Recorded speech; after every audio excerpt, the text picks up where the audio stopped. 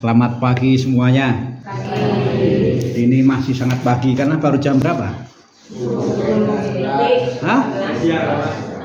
Jam 11. Setengah 11. Ah, yang bener.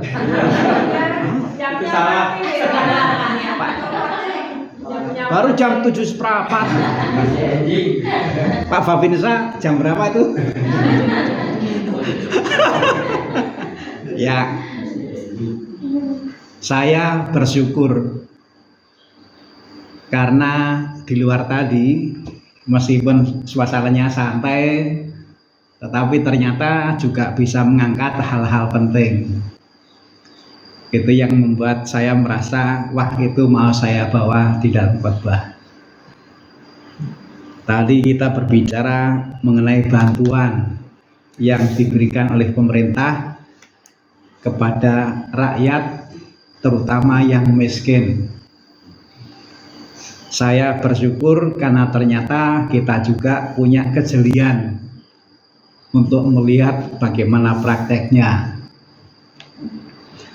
Tadi terungkap ada yang harusnya tidak mendapatkan bantuan tetapi mendapatkan bantuan, sementara yang harusnya mendapat bantuan malah tidak mendapat bantuan.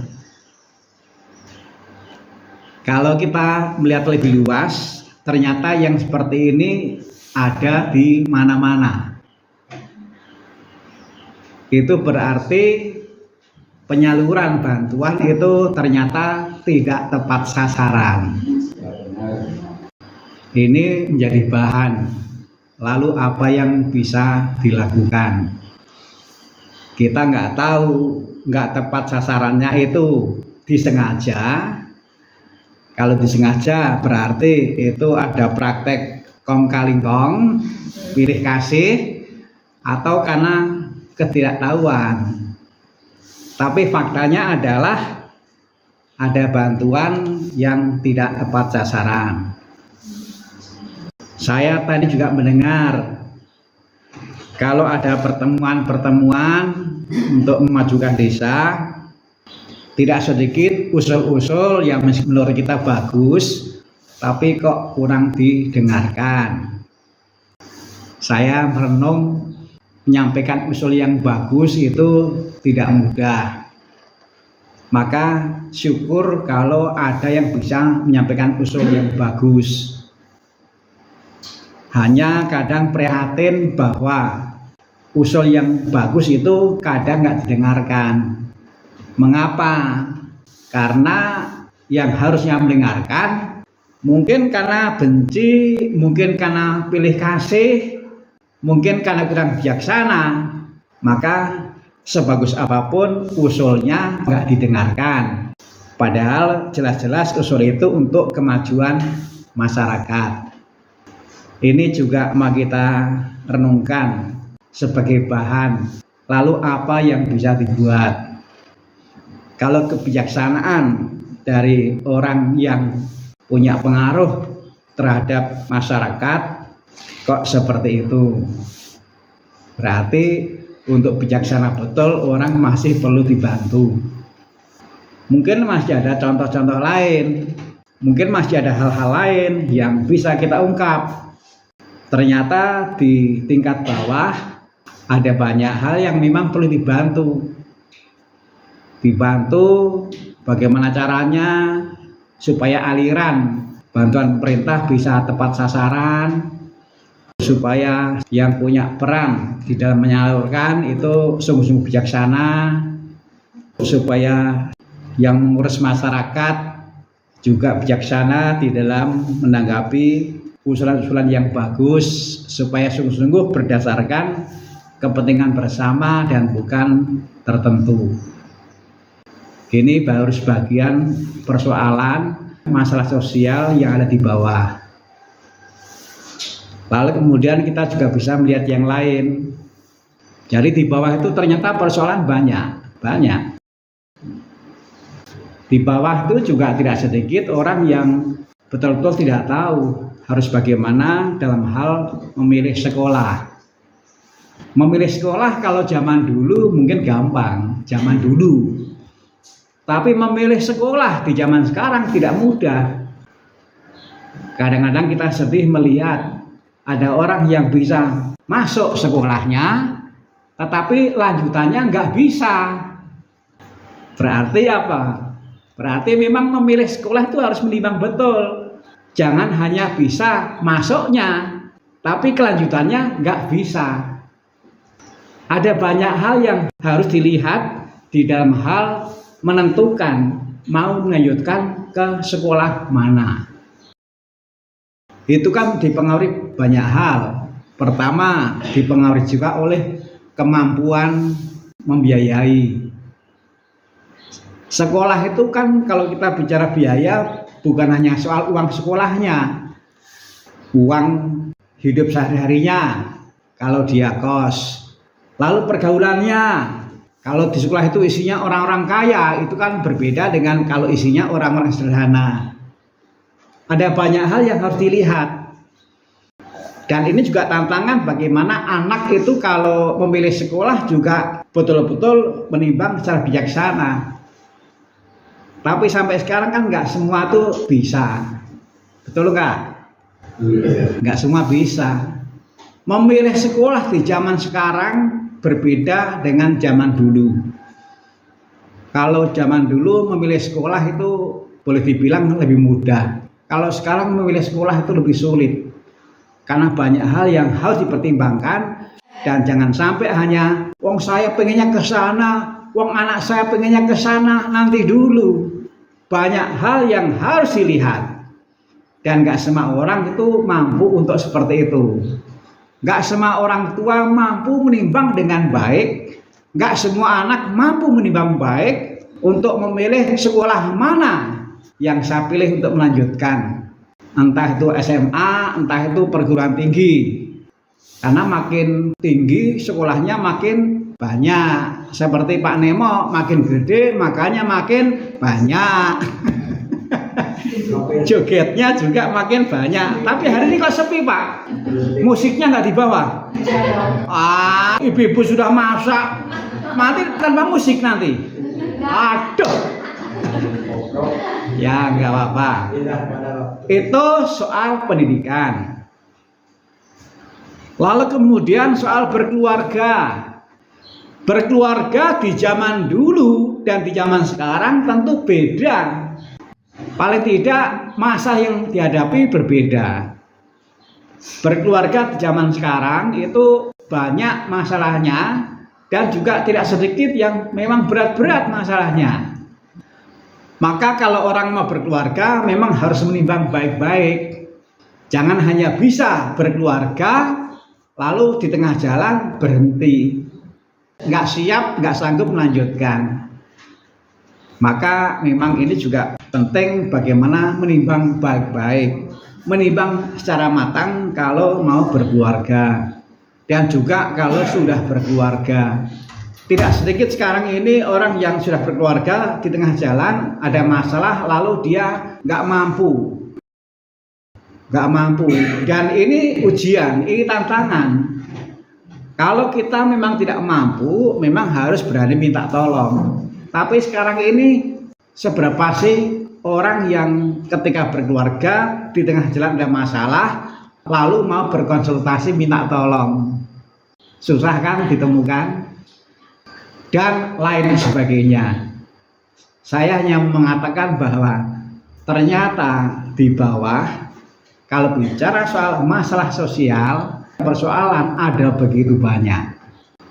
Tadi awalnya memang hanya soal bantuan pemerintah. Ternyata juga ada masalah. Tapi kalau kita melihat lebih luas, ternyata bukan hanya soal itu. Memilih sekolah juga masalah, berkeluarga juga ada masalah, dan seterusnya. Para Bapak Ibu yang terkasih dalam Kristus, apa yang sebenarnya kita renungkan ketika kita mendengar kisah sengsara Tuhan Yesus dan juga ketika selama satu pekan suci kita merenungkan kisah sengsara Tuhan Yesus. Yang ada di sana tidak lain ini sosok yang sedang menghadirkan pertolongan. Itu yang harus kita catat. Merenungkan kisah sengsara Tuhan Yesus berarti merenungkan sosok yang sedang menghadirkan pertolongan. Jadi ini nyambung dengan yang tadi kita bicarakan di luar.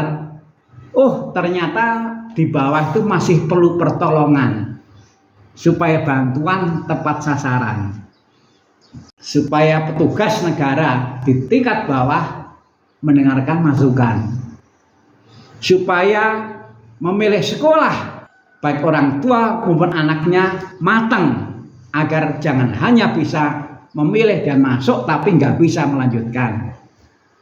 Berkeluarga juga sama. Ini belum lagi terhitung kalau kita soal bagaimana menyemangati anak yang karena sekolah maka lalu tinggalnya nggak bersama dengan orang tua. Di sini ada anaknya SMP kelas 2 tidak bersama orang tua tinggalnya karena sekolah, dan bukan hanya satu. Tadi saya bertanya di sini ada berapa? Ada berapa Bu tadi? 2. Ada 2. Ada 3. Jadi sekarang ini tidak sedikit ke anak-anak yang karena sekolah maka tinggalnya nggak bersama orang tua. Ini kan juga butuh kebijaksanaan. Bagaimana kita memberikan motivasi, semangat kepada anak-anak. Jadi di bawah ada begitu banyak persoalan. Dan kita merenung belajar dari Tuhan Yesus. Menjadi sosok yang hadir untuk memberi pertolongan. Tadi di teras itu ngobrol mengenai soal bagaimana menjadi tokoh. Bagaimana menjadi orang yang berwibawa. Pertama-tama kita jangan berpikir soal orang lain. Pertama-tama kita berpikir tentang diri sendiri. Bagaimana diri sendiri bisa menjadi tokoh. Bagaimana diri sendiri bisa menjadi yang berwibawa. Kepada siapa kita belajar? Kepada Tuhan Yesus. Tuhan Yesus itu sosok yang berwibawa, yang punya pengaruh. Yang dikerjakan oleh Yesus dengan jalan salib ini gak sia-sia. Buktinya antara lain siang hari ini kita berkumpul bersama merenungkan yang dikerjakan Yesus. Kita memberi perhatian kepada Tuhan Yesus, sosok yang hadir sedang memberi pertolongan. Dan yang menarik apa? Yang menarik adalah di dalam kisah sengsara tadi saya memerankan sebagai Yesus. Saya omongnya banyak atau sedikit? Sedikit. Saya hanya 2 kali. Benar. Seperti katamu. 1. Dan Eloi Eloi lama sabachthani. Allahku Allahku, mengapa engkau meninggalkan aku? Hanya 2 kali. Setelah itu saya selesai dapat honor paling cepat. Di dalam menjalani sebagai sosok yang hadir memberi pertolongan di dalam kisah sengsara tadi, Yesus hanya berbicara 2 kali. Sedikit berbicaranya, banyaknya berbuat, banyaknya menjalani. Inilah rahasia menjadi sosok yang berwibawa, menjadi penolong yang punya pengaruh. Kita tidak berpikir tentang orang lain, tapi kita berpikir tentang diri sendiri. Bagaimana diri sendiri itu bisa menjadi tokoh. Bagaimana diri sendiri itu bisa menjadi sosok yang punya wibawa, daya, pengaruh yang positif. Guru kita yang pekan ini kita renungkan adalah Yesus. Sedikit berbicaranya, banyaknya berbuat. Itu rahasianya. Tadi terasa kan, ternyata di masyarakat kita ini terlalu banyak orang yang omong, terlalu banyak. Yang kurang adalah yang berbuat. Syukur kita punya contoh yang ideal, Yesus. Maka mudah-mudahan gereja tak terkecuali stasi ini bisa nyumbang ke masyarakat.